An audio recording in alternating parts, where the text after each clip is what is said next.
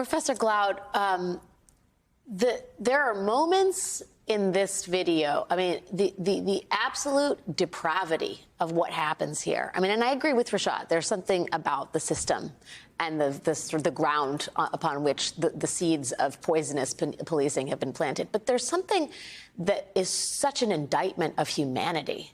I mean, there are moments after they beat this man effectively to death where you see the police officers bend down and tie their shoes, or ask each other if they found their glasses, or help each other with eye wash saline solution for the pepper spray that they've mistakenly sprayed themselves with. And it shows a concern for each other's humanity that is completely missing when you talk about Tyre Nichols. Their inability to see him as a human being is shocking. What do you think of our society when you see this? You know, there's a kind of generalized disregard when it comes to black folk in this country. It is a part of our history. It's a part of our present. And you combine that generalized disregard with a form of policing that presumes absolute authority precisely because you represent organized state violence. And so part of what we need to see, I think, Alex, with regards to this horrific video footage, and I'm just thinking about Tyre's mother, and I'm thinking about his son, and I'm just thinking about the loss and the public grief that we have to see again over and over and over again. But when we think about the video footage, think about the beginning of the encounter. When the police officer approaches the car and he snatches him out of the car. And think about how he's talking to him, talking at him. Think about the level of violence in the voice and in the action. That happens every single day throughout this country in communities of color. Every single day, there's an interaction between the police and black and brown folk and poor folk where they are dehumanized. They have to assent to the absolute authority of someone who refuses to recognize them as a rights-bearing citizen. And then that eventually it elevates every now and then to someone dying. So I want to say that at the heart of it is this generalized sense of disregard that is a part of a form of policing, organized state violence, that whether it's Kim Potter, whether it's Peter Lang, whether it's these 5 black officers, or whether it's white police officers, when it comes to addressing people of color and communities of color, they don't give a damn about who the body that's standing in front of them. Those bodies are expendable, it seems to me.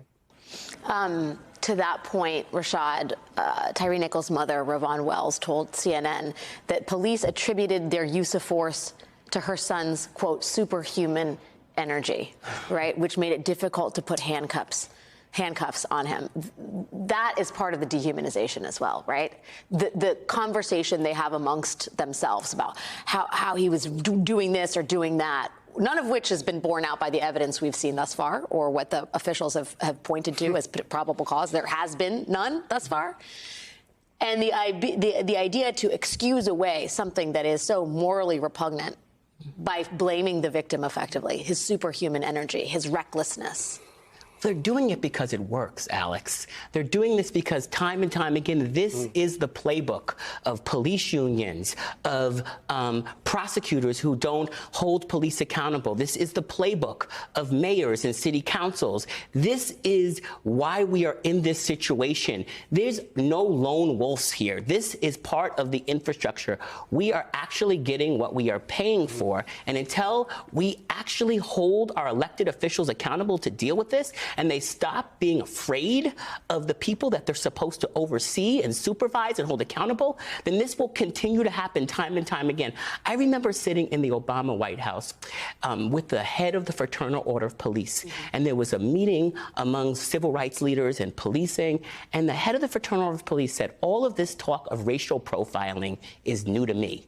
How do you even begin to have a conversation about reform with someone that is literally gaslighting us about the very idea of something that we know exists. So we are not having a conversation with honest brokers. And so when movements are actually putting out sort of really clear demands, whether it's reform demands or whether it's a bigger vision for public safety, we are not having a conversation with people who actually want to see any changes. They want to keep doing the same thing over and over again. And maybe they'll add a little more diversity. Maybe they'll add a little more black and brown faces to the police forces. But we know, regardless of the industry, it's the culture of the police. It's the culture of police. You could have more black bankers, but if they're still stealing black people's homes, I don't care what the color of their skin is. And the police departments can be more diverse than ever, and we can be less safe. And that is a result of sort of failed practices time and time again, and not the infrastructure. And the other thing, Alex, I think is important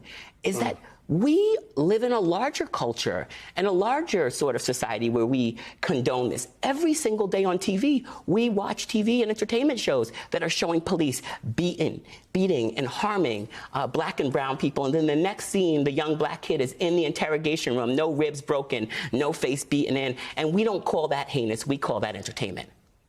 That is such an important point, by the way we normalize violence against black and brown bodies.